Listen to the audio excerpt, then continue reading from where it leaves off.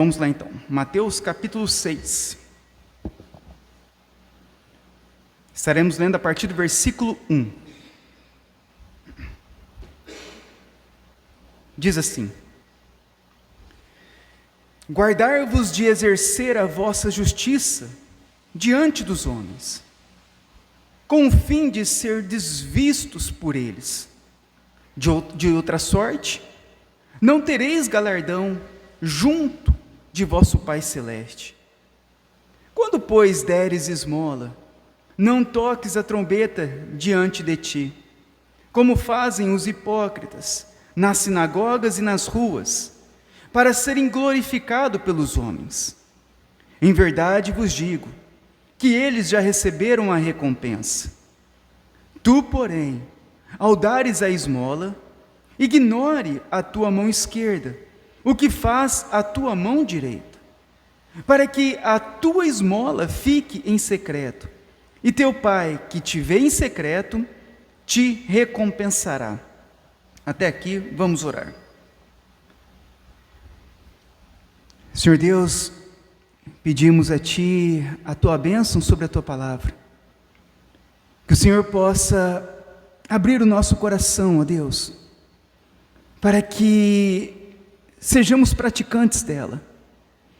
Nós queremos viver neste mundo, não mais para nós mesmos, mas para glorificar o Teu nome.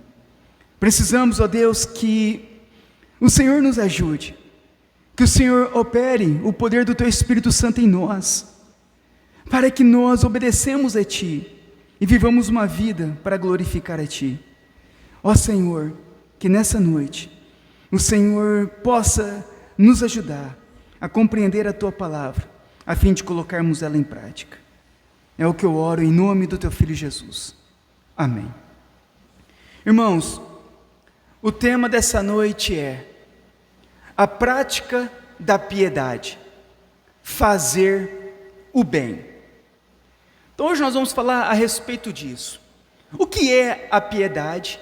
E nós vamos tratar sobre uma das piedades esquecidas pela igreja, que é a prática de nós fazermos o bem, que é a prática das esmolas, de dar esmolas.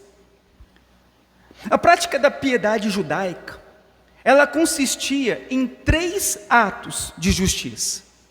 Quando nós vamos à Bíblia e perguntamos quais eram as práticas dos judeus com relação a uma vida piedosa, e ela consistia em 3 atos: dar esmolas, oração e jejum. Eram os 3 principais atos de justiça dos judeus na Bíblia. A prática de dar esmolas, fazer caridade, ajudar o próximo, hoje, ela é uma prática esquecida pela igreja moderna. Tanto que talvez muitos de nós nunca estudamos sobre este assunto e nem praticamos esse ato. Infelizmente, ao contrário disso, a igreja moderna tem em sua maioria... Ô Léo, eu acho que tem algum microfone que ficou ligado, ou aquele lá que está ligado na mesa. Esse outro que não tem que fechar. Acho que é o que está escrito Guilherme. Não?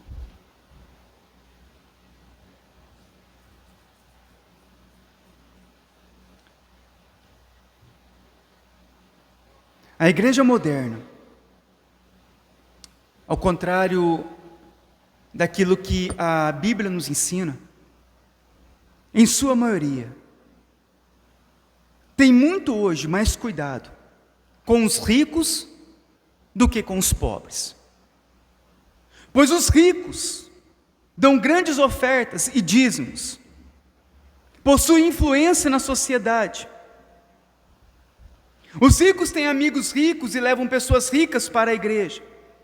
Gostam de ocupar os melhores lugares e receberem cargos de maior destaque na igreja. Hoje, muitas igrejas são marcadas por templos luxuosos e pastores milionários. E quanto mais arrecadam, mais dinheiro querem. Como diz o provérbio 30:15, a sanguessuga é insaciável.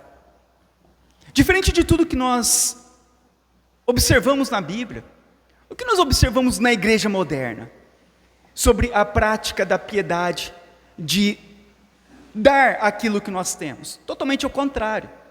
O que a teologia da prosperidade ensina? Ensina que o homem deve cada vez querer mais, ter mais, buscar mais, multiplicar mais. O que a teologia coach ensina? Que o homem é o centro de todas as coisas, que tudo é feito para o homem, que o homem é o melhor. E diante disso, o que nós observamos que a igreja, ela tem abandonado, ou pouco sabe sobre a prática de doar aquilo que ela tem, de fazer o bem para o próximo. Hoje nós vemos o que? Um grande egoísmo entre os cristãos, entre aqueles que frequentam uma religião, porque tudo é para eles, tudo eles querem, tudo é focado no homem, tudo o homem busca para si. Mas quando nós olhamos para a Bíblia vai nos ensinar algo muito interessante, sobre a prática de nós repartirmos aquilo que nós temos com o nosso próximo. No Antigo Testamento, quando nós falamos a respeito dessa prática de dar esmolas, fazer caridade, nós encontramos a palavra hebraica tzedek, que significa justiça, ser justo. Significava o dever que o povo de Deus tinha de cuidar dos mais pobres. Deus sempre teve um cuidado com todos, mas muitas leis que nós vemos no Antigo Testamento era em especial para cuidar dos mais necessitados. E eu queria fazer um apanhar de alguns versículos a respeito disso, e eu convido a igreja a abrir em Êxodo 22.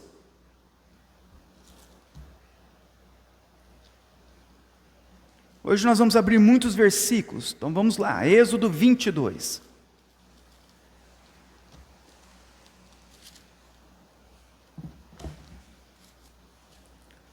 Hoje nós vamos aprender, na prática, biblicamente, o que é fazer, o que é dar esmolas, fazer caridade.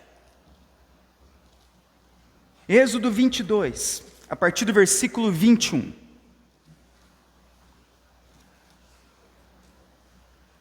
Diz assim: não afligirás o forasteiro, nem o oprimirás, pois forasteiros fostes na terra do Egito. A nenhuma viúva nem órfão afligireis. Se de algum modo os afligirdes, e eles clamarem a mim, eu lhes ouvirei o clamor, a minha ira se acenderá, e vos matarei a espada. Vossas mulheres ficarão viúvas, vossos filhos órfãos. Se emprestares dinheiro ao meu povo, ao pobre que está contigo, não te haverás com ele, como credor que impõe juros. Se o teu próximo tomares em penhor a sua veste, lá restituirás antes do pôr do sol, porque é com ela que se cobre, é a veste do seu corpo em que se deitaria. Em que se deitaria? Então aqui nós vemos na lei de Moisés o cuidado que Deus tinha para os mais necessitados. Aqui havia uma lei a qual eles não poderiam afligir os forasteiros. Quem eram os forasteiros? Aquelas pessoas que estavam de passagem em suas cidades.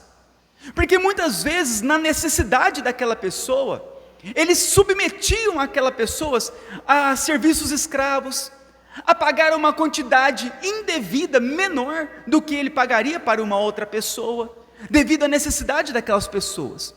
Então eles abusavam da necessidade das pessoas para oprimi-las cada vez mais. Da mesma forma com os órfãos e as viúvas. As pessoas que ficavam órfãos ou viúvas eram pessoas necessitadas, porque não tinham os pais para cuidar, para os alimentar, e as viúvas não tinham marido, porque naquela época era o homem somente que trabalhava, que era quem sustentava totalmente o lar, dependia-se do homem, do marido, não tinha pensão, não tinha previdência social. Então, quando acontecia uma necessidade dessa, havia uma lei de Deus, dada lá por meio de Moisés, que o povo deveria cuidar daqueles mais necessitados, e não deixar eles serem afligidos pelas suas necessidades. Quando precisasse emprestar o dinheiro para um irmão, o que deveria ser feito? Não deveria impor-lhes juros. Ao fazermos bem para aquele que necessitava, ao emprestar o dinheiro, o que acontecia? Muitos deles impunham juros altíssimos, de acordo com a necessidade daquela pessoa. E a lei de Deus falava o que para eles? Para não deixar isso acontecer. E se tomasse em penhor as vestes, naquela época, as vestes eram muito caras. E em uma dívida, muitas vezes se penhorava a roupa de uma pessoa. E o que a lei de Moisés falava? Que antes de o anoitecer, deveria se devolver a roupa para aquele irmão. Porque então ele iria passar necessidade, iria passar o quê? Ele iria passar frio. Não teria onde se vestir, como se deitar sem aquela roupa. Então a lei de Moisés já protegia os mais necessitados. Em Êxodo também 23, no versículo 10 diz assim: 6 anos semeará a tua terra e recolherás os seus frutos. Porém no 7º ano a deixarás descansar e não a cultivarás, para que os pobres do teu povo achem o que comer, e do sobejo comam também os animais do campo. Assim farás com a tua vinha e o teu olival. No 7º ano, então, era determinado para que eles não cultivassem. E tudo aquilo que surgia no campo durante aquele ano, todo o fruto que desce, era para que eles deixassem no campo, para que os pobres pudessem recolher e viver com aquele alimento, a qual seriam supridos, tanto as pessoas como os animais do campo. Nós vemos aqui como Deus, Ele se preocupa com os mais necessitados. Vamos abrir em Deuteronômio 14. Um pouquinho para frente. Deuteronômio 14, versículo 28.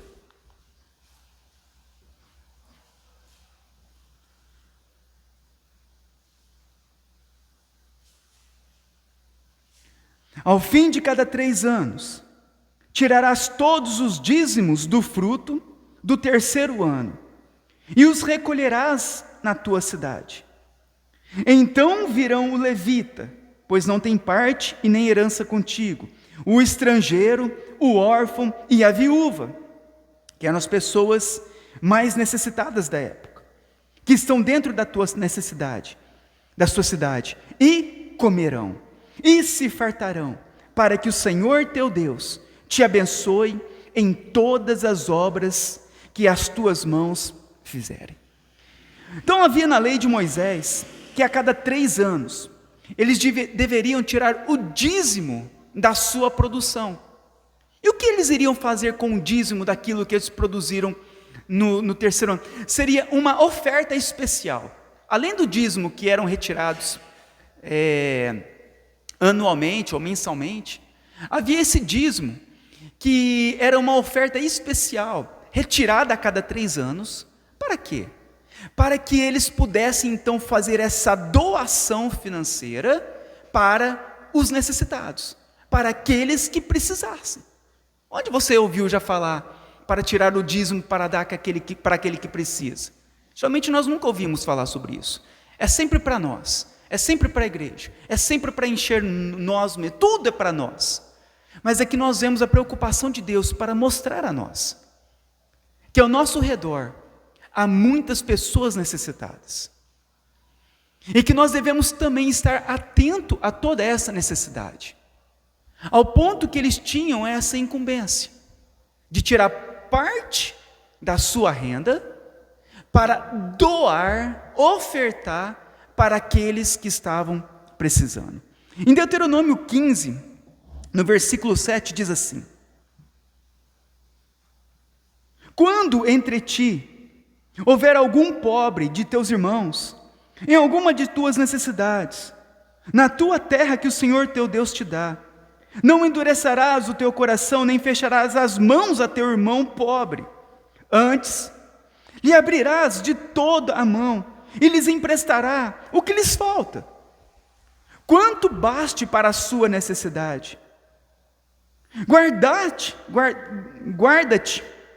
que não haja o pensamento vil no teu coração, e nem digas: está próximo o 7º ano, o ano da remissão, de sorte que os teus olhos sejam malignos para com o teu irmão pobre, e não lhe dê nada, e ele clame contra ti ao Senhor, e haja em ti pecado.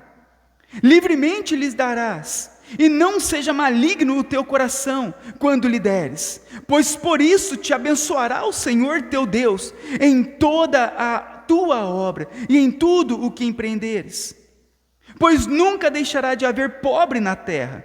Por isso eu te ordeno, livremente abrirás a mão para teu irmão, para o necessitado, para o pobre na tua terra. O que acontecia? Havia uma lei que, quando chegava no 7º ano, o 7º ano era chamado do ano da redenção, que toda dívida que alguém tinha contra o outro, quando chegava no 7º ano, eles deveriam perdoar a dívida daquela pessoa. Olha que benção, perdoar a dívida. Mas olha como era mau o coração do homem. Quando chegava no 6º ano, eles, sabendo que no 7º teriam que perdoar a dívida caso não fosse paga, quando chegava no 6º ano, eles deixavam de emprestar algo para o irmão necessitado, porque eles pensavam consigo: se eu emprestar para aquele irmão, logo no ano que vem é o ano da redenção, se o irmão não me pagar, eu terei que perdoar a dívida e deixar isso por isso. Olha como era mal, como é mal o nosso coração. Quando eles emprestavam, eles tinham no coração o quê? Que um dia eles receberiam de volta. Sempre pensavam no seu próprio bem, sempre pensavam em si mesmo, como ter mais. Mas Deus falou que no 7º ano era o ano da redenção, e quando chegasse o 6º ano, para eles não fecharem o coração, serem malignos de coração, a ponto de não emprestarem para aqueles que tivessem necessidade. E a lei diz o quê? Que isso era pecado. Era pecado. Quando nós intentamos fazer o bem, esperando algo em troca. Fazemos o bem, sabendo que depois nós seremos restituídos. Que bem é esse que nós estamos planejando em nosso coração? Que bem é esse de saber que se nós fazermos algo bom, logo nós seremos restituídos e devolvidos por aquilo? Nós devemos aprender não somente a dar, mas a dar sem esperar receber nada em troca por isso.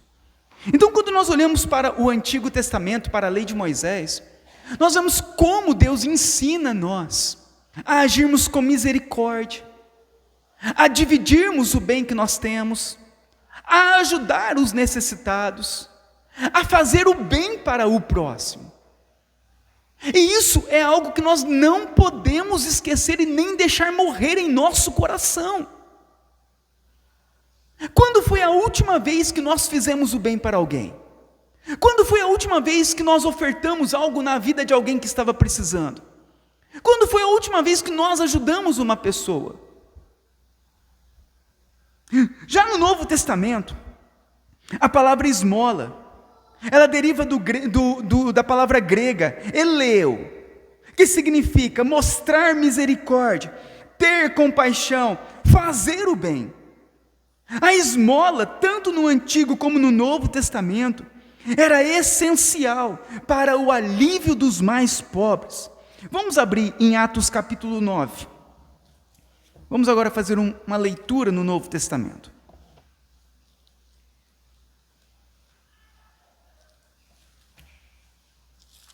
Atos 9, 36.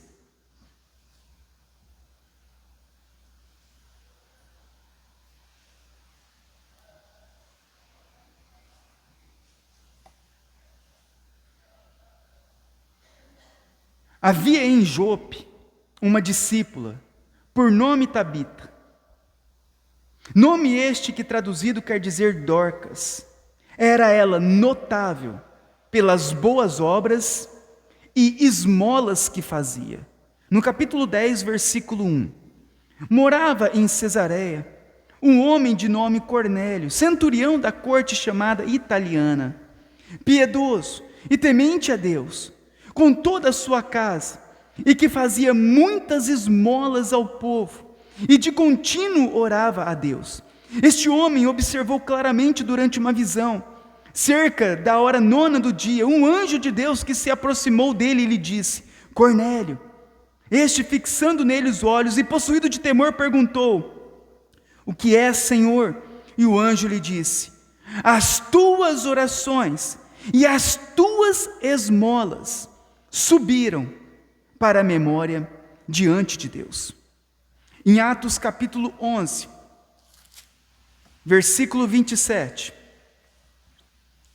Naqueles dias desceram alguns profetas de Jerusalém para Antioquia, e apresentando-se, um deles chamado Ágabo, dava a entender pelo Espírito que estava para vir grande fome por todo o mundo, a qual sobreveio nos dias de Cláudio.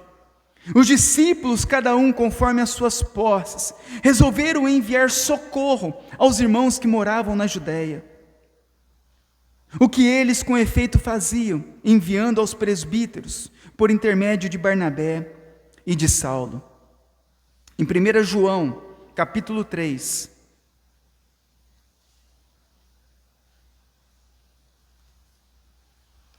versículo 17.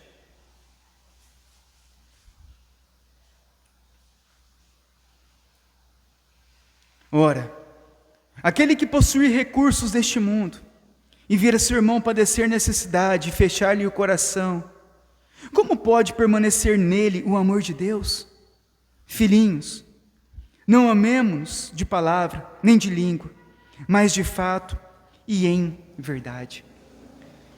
O que nós observamos tanto no Antigo como no Novo Testamento é o cuidado que nós temos que ter uns pelos outros.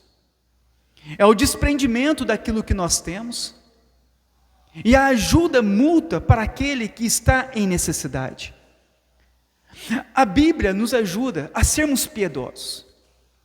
A piedade não é somente a oração. Você vê que em Cornélio, não foi só a oração dele que subiu até Deus, mas foram as suas esmolas, foram as suas doações, foram o bem que ele fazia para o próximo.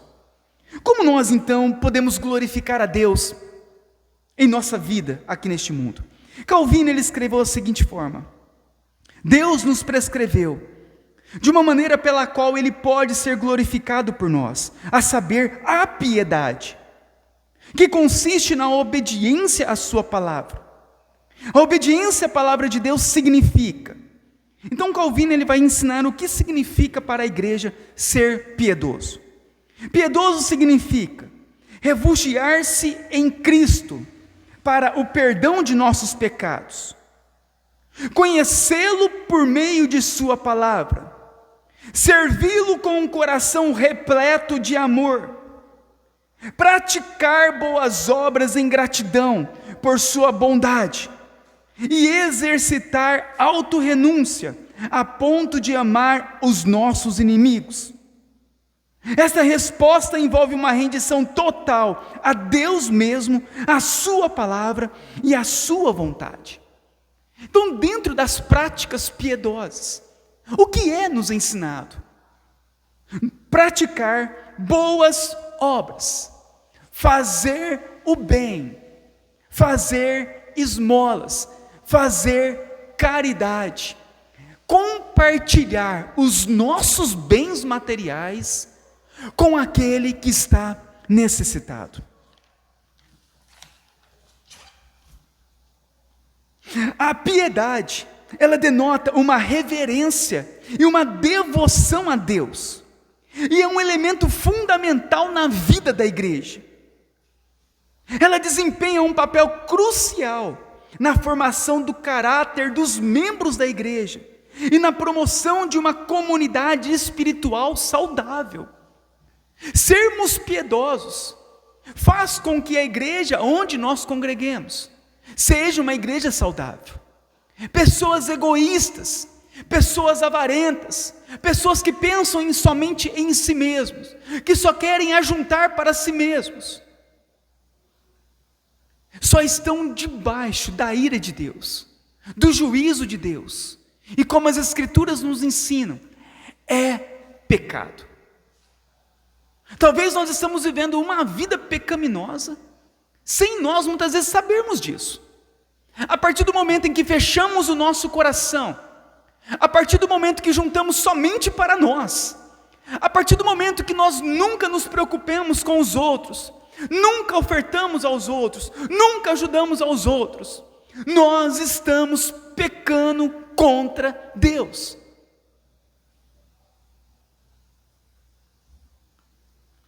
A piedade não é somente um dever para os cristãos, mas é um chamado.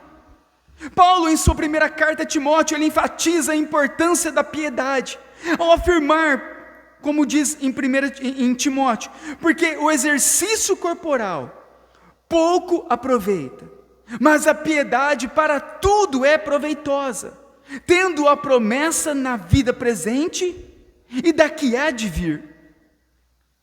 A piedade, ela se manifesta na vida da igreja de várias maneiras. Ela é evidente na adoração coletiva, na oração, no estudo da Bíblia, na comunhão, mas também nos serviços aos outros.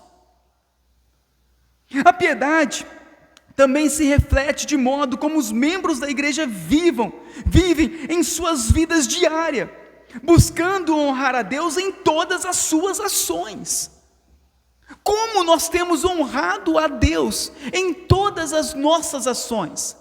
Como nós temos vivido neste mundo? Como as pessoas olham para nós? O que elas veem em nós? Será que elas veem em nós como cristãos verdadeiros? Como pessoas piedosas? Ou ela vê em nós pessoas duras de coração? Pessoas avarentas? Pessoas que pensam somente em si mesmas? Nós somos chamados por Deus a sermos piedosos em todas as áreas da nossa vida, a termos uma vida transformada para glorificar o nome do Senhor. Então a piedade, ela é essencial para a vida da igreja, ela fortalece a comunidade dos crentes e promove um crescimento espiritual e glorifica a Deus. Por isso a igreja deve se esforçar para cultivar a piedade entre os seus membros. Como a Bíblia diz em Atos 10:38, que Jesus andava por toda parte fazendo o bem. O nosso mestre, o nosso Senhor, o nosso Salvador, ele andava por toda parte, por todos os lugares, fazendo o quê? Fazendo o bem a todas as pessoas. Quando foi a última vez que você fez o bem para uma pessoa? Quando foi a última vez que você se sensibilizou com a necessidade de alguém? E você foi lá e ajudou aquela pessoa? A piedade dos puritanos, quando nós voltamos no tempo, era fundamentada nas Escrituras e se manifestava através de uma relação de causa e efeito entre a doutrina e a piedade, entre o conhecimento e a prática. Nós não conhecemos para sermos cheios de conhecimento, nós conhecemos para poder colocar em prática, e Deus então ser glorificado através da nossa vida, através das nossas atitudes. Olha como, irmãos, nós podemos ajudar as pessoas. Olha como nós podemos abençoar as vidas das pessoas. Olha as possibilidades que há em nós hoje, quando nós olhamos para nós. Em breve nós partiremos. Em breve tudo será esquecido. E é assim que nós queremos viver neste mundo. vivendo para nós mesmos e não para Deus, buscando as coisas próprias para nós e nos esquecendo daquele que está ao nosso lado. Os puritanos entendiam que a piedade, ela se manifestava através de um amor ao nosso Deus, que queimava em seus corações. A palavra piedade, ela vem do latim pietas, que significa ser bondoso, devoto, cumpridor de deveres. E é isso o que Deus, Ele espera também da tua igreja. Ele não espera apenas uma vida de oração, mas Ele espera algo que vai também além disso, como outras práticas, como ajudar o próximo, repartir aquilo que nós temos com aquele que não tem. Você lembra quando João Batista chama ao arrependimento aquelas pessoas? E as pessoas então vão até João Batista e falam: João, o que nós devemos fazer?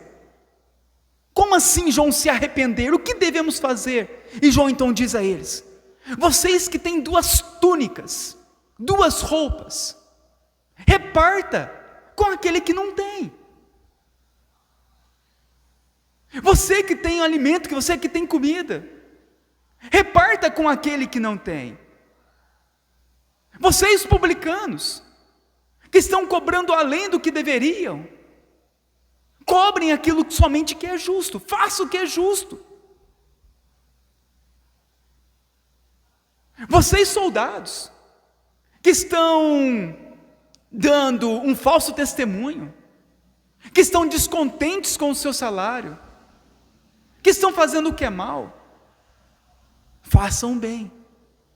O que Deus Ele espera de nós não é apenas palavras, não é apenas o exterior, mas são atitudes, coração, aquilo que realmente nós fazemos. Jesus, Ele diz em Lucas capítulo 14, versículo 13, então Jesus disse ao que o havia convidado: quando você der um banquete ou um jantar, não convide os seus amigos, irmãos ou parentes, nem seus vizinhos ricos. Se o fizer, eles poderão por sua vez convidá-lo, e assim você será recompensado. Quando porém der um banquete, convide os pobres, os aleijados, os mancos, os cegos.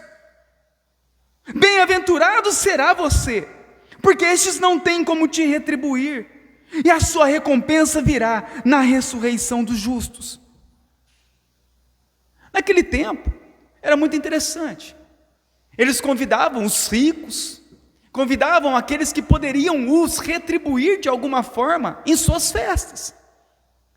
E Jesus chama a atenção disso: olha, se vocês convidarem somente aqueles que podem retribuir a vocês um favor, ou seja, se você fizer um favor a alguém, sabendo que mais tarde aquela pessoa pode te retribuir o favor, o que você tem feito demais? Mas quando nós ajudamos aquele que não pode nos retribuir, aquele que nada pode fazer para nós, quando emprestamos, é aquele que nós sabemos que ele não poderá nos pagar, e sabemos que teremos que perdoar aquela dívida, é isso que Deus espera de nós. Pessoas que pratiquem a piedade, de ajudar o próximo, sem esperar receber nada em troca. Nos nossos dias, isso é muito focado na pessoa. Tudo que ela faz, ela espera receber em troca. As igrejas ensinam o quê? Dê, porque você vai dar e você vai receber 30, 60 e a 100 por um. As pessoas fazem as suas obras, ajudam, não porque elas têm amor por aquilo, mas porque elas querem barganhar de acordo com aquilo que elas estão dando. Elas querem receber mais, e Provérbios fala: sanguessuga, tem 2 filhas, são insaciáveis, querem mais, e nunca estão satisfeitas, mas querem sempre mais, mas nunca estão aptas, nunca desejam ajudar o próximo, porque só pensam em si mesmos. Calvino disse: ofereço-te o meu coração, Senhor, imediata e sinceramente. Esse é o desejo de todos os que são verdadeiramente piedosos. Contudo, esse desejo pode ser realizado apenas por meio da comunhão com Cristo e da participação nele, pois fora de Cristo, até a pessoa mais religiosa vive somente para si mesma. E apenas em Cristo, os piedosos podem viver como servos voluntários, soldados leais de seu comandante e filhos obedientes de seu pai. Tudo que o homem faz fora de Cristo, por melhor que seja, continua sendo pecado. Nossas obras só serão aceitas em Cristo e por meio de Cristo e para a glória de Cristo. Calvino diz que as melhores intenções dos homens, se não estiverem para a glória de Cristo, tudo será em vão. Por isso, até as nossas boas obras, até aquilo que fizermos, precisa ser feito para a glória de Cristo, para o louvor de Cristo, precisa de serem feitas em Cristo e para Cristo. Como diz em Efésios 2:10, pois somos feitura dele, criados em Cristo Jesus, para as boas obras, a quais Deus de antemão preparou, para que nela andássemos. Vamos voltar lá em Mateus capítulo 6.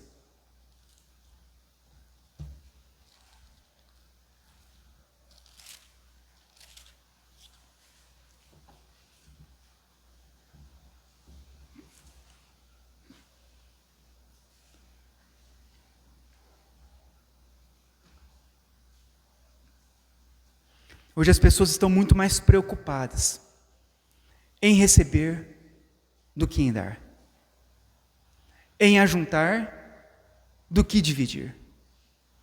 Se lembra daquela história que Jesus conta daquele homem que era muito rico e ele fez uma colheita tão grande que não cabia no celeiro que ele tinha. Ele então decide destruir aquele celeiro para ajuntar toda a sua colheita num celeiro maior. E ele dizia consigo mesmo: agora eu tenho muitos bens para toda a minha vida. Agora eu vou curtir a vida e vou me regalar em tudo o que eu tenho. E Jesus disse para ele: louco, essa noite pedirão a tua alma. E o que você tem feito? Para quem será? Para quem foi? Irmãos, o que nós temos feito com a nossa vida? Para quem é? Para que tem sido? O que nós temos feito com os nossos bens? O que nós temos feito com o nosso dinheiro? O que nós temos feito com a nossa vida? Para quem tem sido tudo isso? Para quem? Então aqui em Mateus diz assim, Jesus diz, no versículo 1 novamente, capítulo 6, versículo 1. Guardar-vos, que é um cuidado, de exercer a vossa justiça, a vossa piedade diante dos homens, com o fim de serem vistos por ele. De outra sorte, não tereis galardão junto ao vosso Pai Celeste. Quando, porém, Jesus sabia que eles dariam a esmola porque faz parte da lei de Deus. Mas ele diz, quando, porém, você for dar a esmola, ajudar o próximo, não toques a trombeta diante de ti, como fazem os hipócritas nas sinagogas e nas ruas, para serem glorificados pelos homens. Na verdade vos digo que eles já receberam a recompensa. Tu, porém, ao dares a esmola, ao ajudar ao próximo, ao fazer o bem para o próximo, ignore a tua mão esquerda o que faz a tua mão direita, para que a tua esmola fique em secreto, e teu Pai que vem em secreto te recompensará. Então Jesus, ele estava o quê?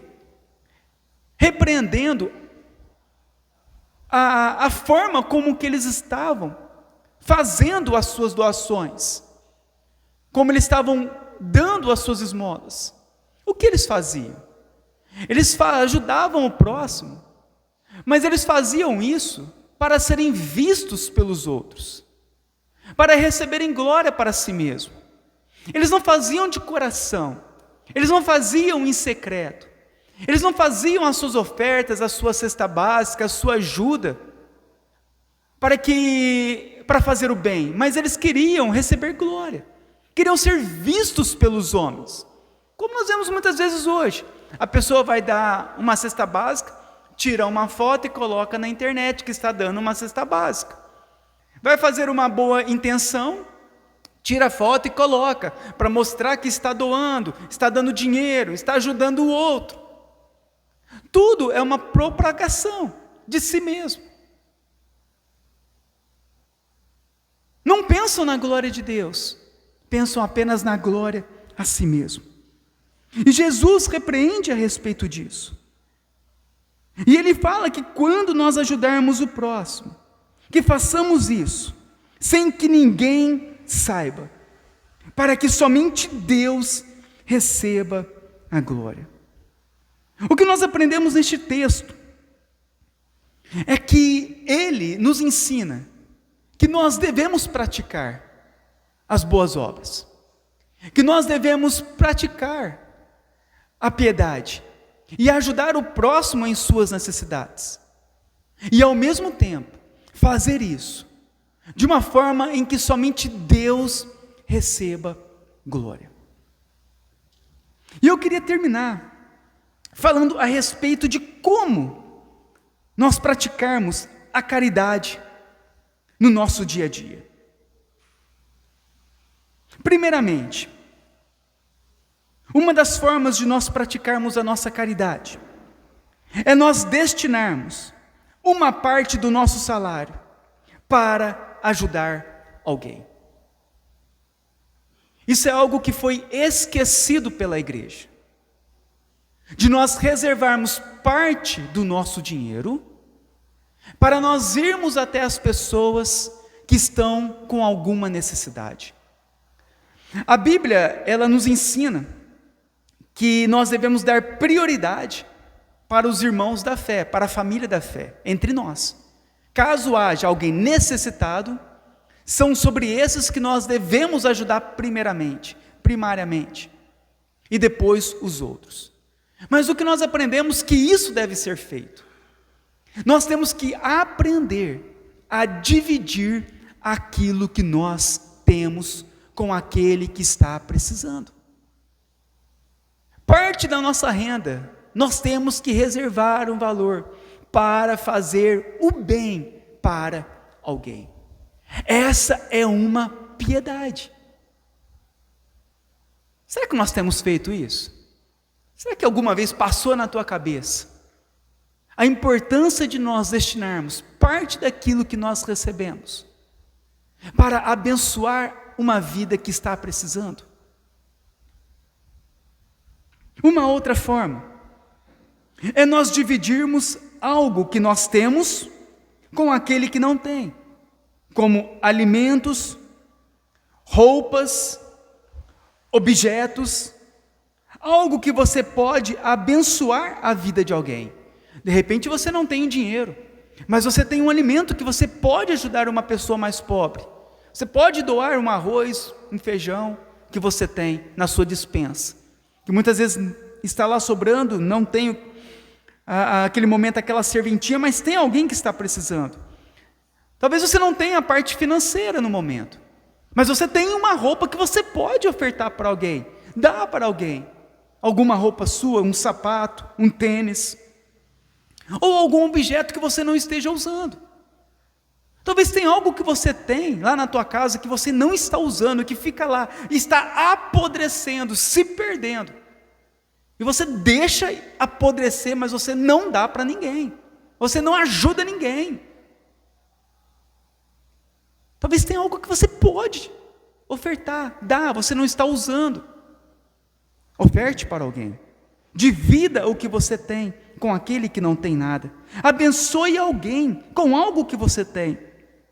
Nós pensamos sempre em ganhar, sempre em ter mais, sempre em ajuntar, e dificilmente dividir, dificilmente perdoar uma dívida, dificilmente aceitamos perder, dificilmente doar, dificilmente fazer o bem para alguém. Uma outra forma é nós dividirmos o nosso tempo. Fazer uma visita, ouvir as pessoas, fazer uma oração, uma intercessão por alguém.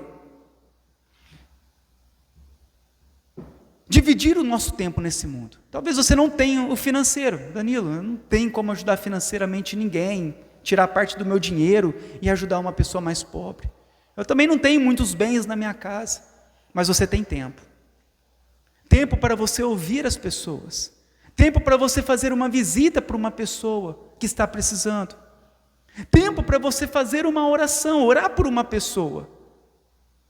Tempo para você ajudar aquela pessoa intercedendo por ela, orando por ela, ajudando ela em intercessão. Quando foi a última vez que nós oramos por uma pessoa? Quando foi a última vez que nós intercedemos por uma pessoa, pedindo que o Senhor ajudasse ela? Quantas pessoas você conhece que estão com problemas? Olha como nós somos egoístas. Conhecemos muitas pessoas com problemas, mas quando vamos orar a Deus, pedimos somente para nós. Nunca dividimos o que nós temos com o outro. Temos uma dificuldade de dividir o nosso tempo, dificuldade de dividir a nossa oração, a nossa intercessão, porque estamos mais preocupados conosco do que com qualquer outra pessoa. Dividir as nossas habilidades com aquele que não pode pagar ou está debilitado. Prestar um serviço sem esperar receber nada em troca.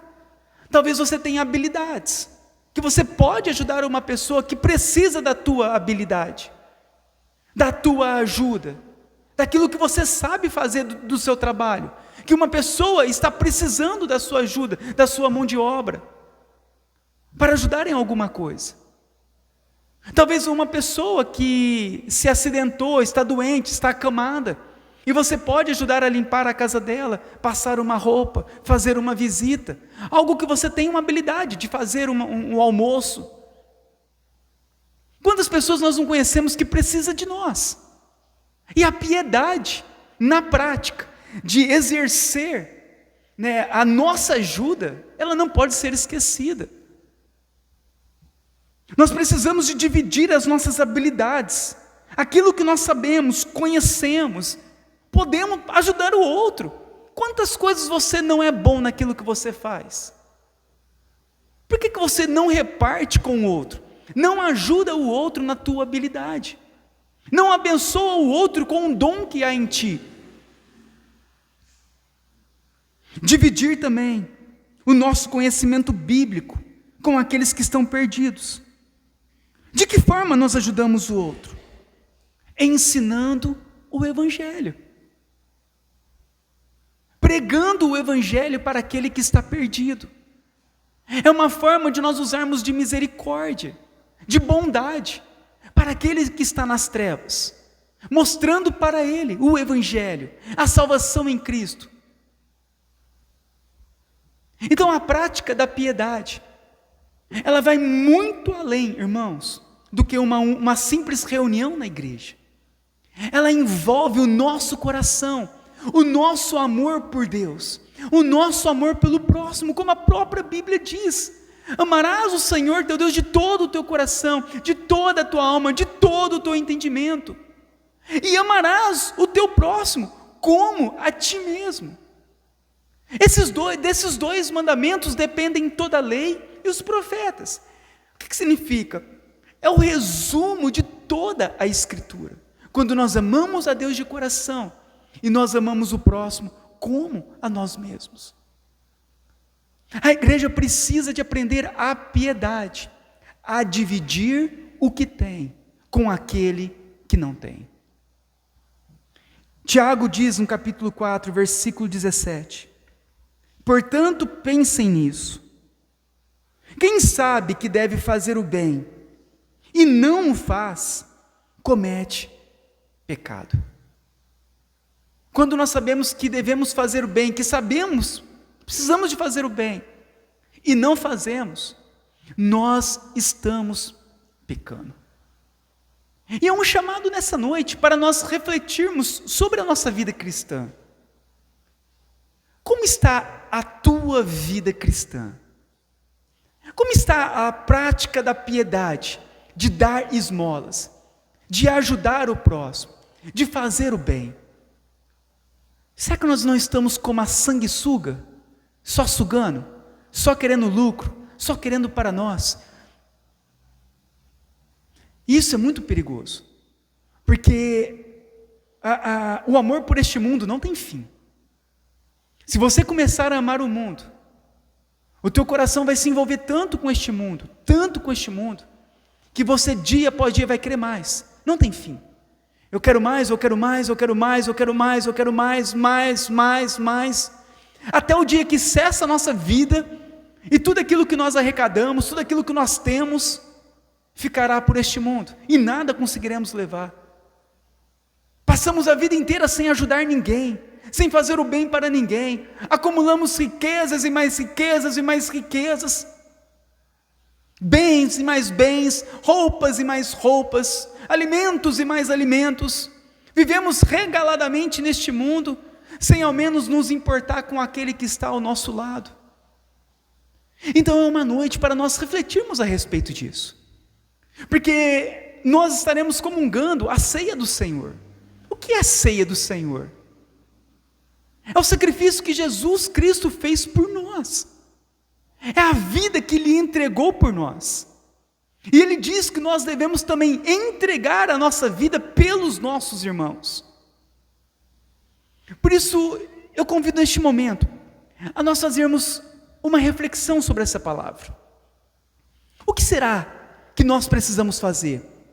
O que será que nós podemos fazer para abençoar alguém? Quantos neste momento, irmãos? Eu não estou falando para dar comida, para alimentar drogado, sustentar vício de pingaiada, não é nada disso. São pessoas que nós sabemos que precisam, você sabe, que de repente tem pessoas que realmente precisam da nossa ajuda, que realmente estão necessitados, talvez perdeu o emprego, talvez está com uma dívida, talvez se enrolou com alguma coisa deste mundo, e pediram ajuda para nós, alguma ajuda, algum auxílio. Pessoas que talvez você conhece, principalmente entre nós, os irmãos, que precisa realmente algo legítimo. A ajuda aqui era legítima, porque o forasteiro, ele era subjugado pelos outros povos daquela terra. A viúva não tinha o que fazer, porque precisava do sustento de alguém. O órfão também não tinha, dependia do outro. Então eram necessidades legítimas. Diante disso, há algo que nós podemos fazer, pessoas que nós sabemos que estão passando necessidade, que nós podemos ajudar. E nós vamos fazer uma reflexão na nossa vida, sobre como nós temos ajudado. Quando foi a última vez que ajudamos? Para que o Senhor pelo menos coloque em nosso coração o amor pelas vidas, o amor por ajudar o próximo, o amor para pregar o Evangelho, o amor para visitar uma vida que está necessitada, o amor por alguém. Meu Deus, imagina nós passarmos por este mundo, sem amar, sem querer o bem de uma pessoa. Vamos então orar ao Senhor diante disso, e pedimos para que Deus nos ajude a amar o próximo.